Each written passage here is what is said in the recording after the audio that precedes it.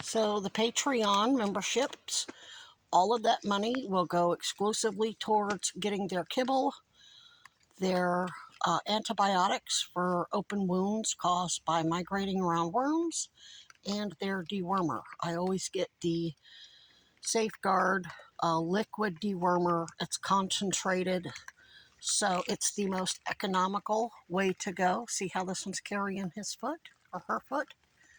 Hasn't shown me the belly yet, so I don't know if it's a girl or a boy.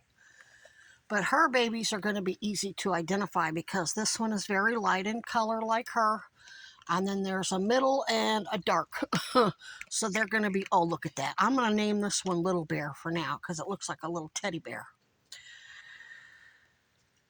So anyway, it's after tax, it's $40 a bottle, and that adds up because it still only treats one animal for about 6 weeks.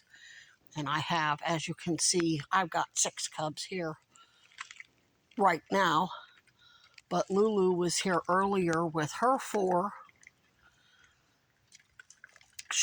We lost one. I treated Trooper, and he got well, and then all of a sudden he disappeared. Then 2 more disappeared. Look at him playing. Mama's going to get up there and get in on the action. Look, Mama's playing with the toy too. You go, Mama. You play, Mama. You play with the babies. Yeah. Look at him hanging upside down. Oh, he's having a blast. See, they really look at him running back and forth. Look at Mama playing. So all of that money will go exclusively towards them. I will post receipts. Right now, I get SSI until I get work comp. And with inflation the way it is, $940 a month or $930 or whatever it is, doesn't get me very far. I'm basically spending $20 every 3 days to feed everybody. And they're all luckily getting on a schedule where I'm pretty much done by about 3 or 4 o'clock in the morning. But the mamas and the babies, they can show up anytime wanting to eat. That's my sled because I'm getting ready to start building my fireplace around that old donated fire pit with a lid. It's going to go over here amongst these large rocks, and it's going to be surrounded by rocks, and I'm going to cut a hole with 10 snips in the side and in the top for a chimney and basically turn it into a stone fireplace.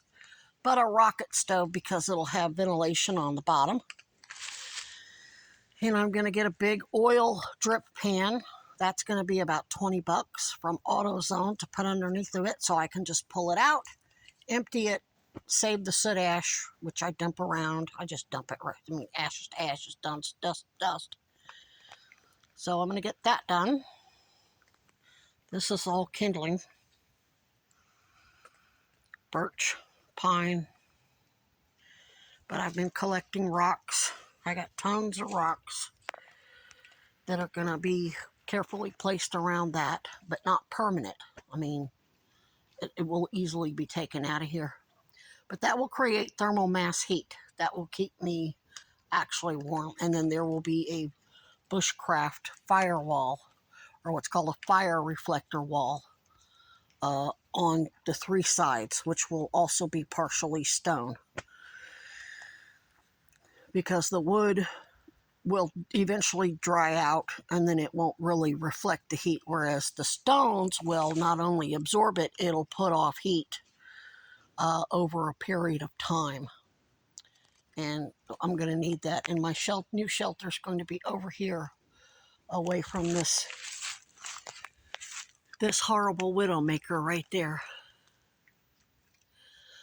That's birch. It's heavy, it's dense because it's thick with oil, and it can go, when it comes down, it's going to come down hard. I remember when the top half broke off, and it's actually leaning this direction, but it went way over there. I mean, it went 30 feet on the other side of that, which makes no sense.